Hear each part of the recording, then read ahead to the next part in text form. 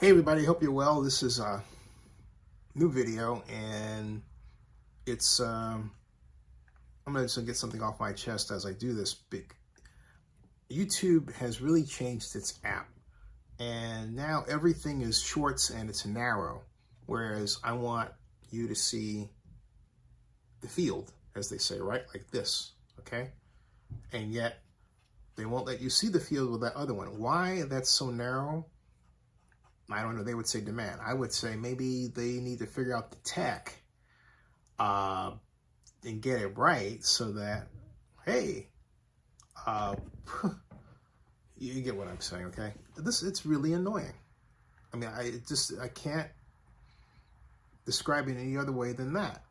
Or like if I try, anyway, all right. Let me get right to the chase. I'm obviously rather upset by the state of affairs, and I am. YouTube purports to want to help creators make money, but in my case, it seems like for example, I tried, anyway, it's got me in a little bit of a crappy mood, right? But I got to work through that for one simple reason. My longtime friend Stewart Buzby asked me a very important question that requires a very important answer. And what he asked me, pure and simple, went like this. It read, and right here, great video today, Zenny, and a dose of reality. He's talking about the video that I made regarding Howard Terminal and pessimistic reasons why this thing isn't going to happen. And so he asked the question, do you happen to know how the lobbying efforts are going and if they will get something done before the Nevada legislative session? And I have to start out by saying I haven't talked to anybody directly or indirectly connected with that effort lately.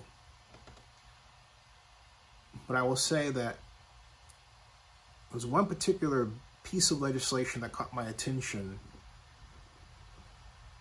last fall into winter, and it's called AB 10. AB is Assembly Bill 10.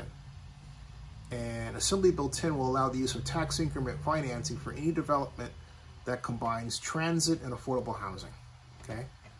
Well, it was printed out November of last year, but I couldn't tell where it went from that point. The information was vague. Could have made a call here or two, but didn't.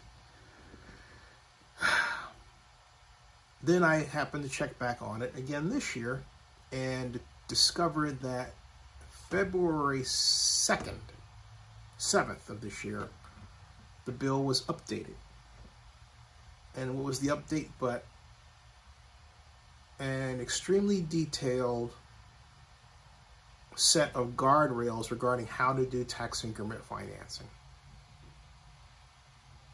And when I read it, the absolute first thing I thought of was Oakland. I said, this looks like it was lifted from the Oakland / California Enhanced Infrastructure Financing District legislation. Not quite chapter and verse, but close enough to be a cousin, all right? And I thought, why now? Since last fall. I've vlogged about this before. Would this piece of legislation be prepared? And I said then, and I say now, and I could not get anyone to confirm that this had to do with the Athletics' desires in Las Vegas. And now I dare anyone to prove me absolutely wrong. I have had a person who I will not name, who is in Las Vegas, try to throw me off the scent. Didn't work. But the simple fact this person tried to throw me off the scent was enough evidence to me that I was on the right track. You don't write a bill like that just, for lunch. That bill is as significant in its way as the original Senate Bill 1 that gave life to what we now call Allegiant Stadium, where the Las Vegas Raiders, now formerly the Oakland Raiders, play. It is that significant. Oh, and then, by the way, we have high-speed rail on its way, right? High-speed rail. Yeah, think about it. We have, it's called Brightline. Brightline.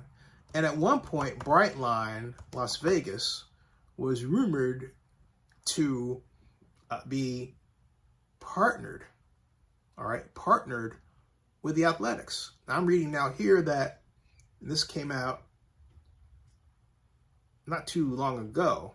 The 110-acre station, it's a lot of acres, site is on the South Las Vegas Strip. The two-story station will feature retail and restaurant space, areas for connecting transportation, as well as a 2,400 space parking garage. All right. Brightline West. Convenient station to be located on I-15. I-15. You want to know what I'm looking at? I'll show you. Let me show you what I'm looking at here. See that? That's what I'm looking at. Key facts. All right. Expected travel time for LA, 2 hours. Routes 2 times faster than driving. You know the all rest. You've heard this enough, right? Okay. Connection, Metrolink, and future connections, all that stuff. All right. Convenient location on the Las Vegas Strip, I-15. Now, I don't know that that's actually settled. Okay. I mean, I know they're building it. I know they're building the track, right? But I don't know that they're actually telling us, okay, all of these things are done. They've got, all right, Brightline West, okay? You scroll down. We don't have any design here. Now, I've seen something, all right? I've seen something, okay? But here's where I'm going with this, all right? Where I'm going with this is a supposition. I believe that they're waiting for the Athletics to flesh out where they want to go. Because I believe that the idea of meeting the Athletics needs for a ballpark with Brightline's transit needs and terminus are still a focus. And then why not? What better way to gain guaranteed ridership than to have a bullet train that goes right onto the land that just so happens to host the Athletics ballpark in Las Vegas, next to affordable housing. So you think about it, back from, Assembly Bill 10, right? What we have is a situation where you could activate that piece of legislation to use tax increment financing to help finance the development of that complex. Oh, and then to imitate the emperor, it just so happens that the legislation calls for itself to be activated on July of this year. July. Think about that. July of this year. Not next year, July. That's right in line with the Athletics' plans. Still be in Oakland. Still in the pre-development phase in Las Vegas. And think about it.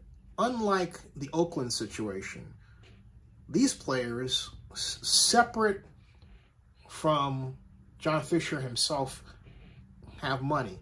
Brightline has money. $10.2 billion it's spending. Dreamforce that bought the Rio raised $850 million. They own that land.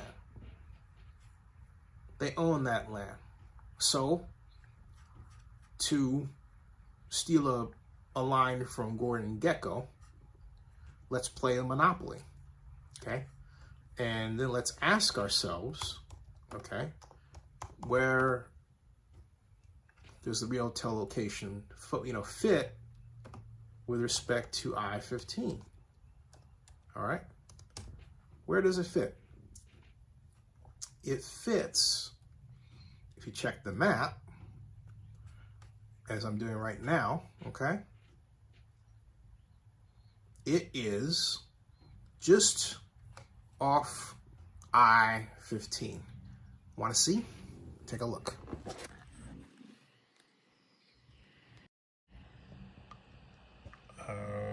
Boom. Rio. There it is. Rio All Suites.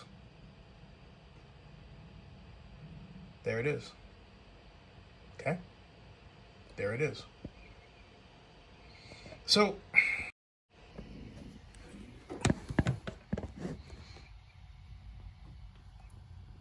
where there's smoke, there's fire.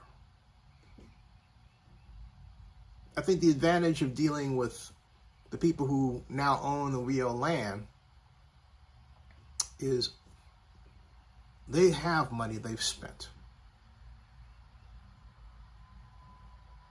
The Brightline people have money. The Athletics have money. And then there's tax increment financing. So they're in a pretty good financial shape, even in the middle of this economy, to do something.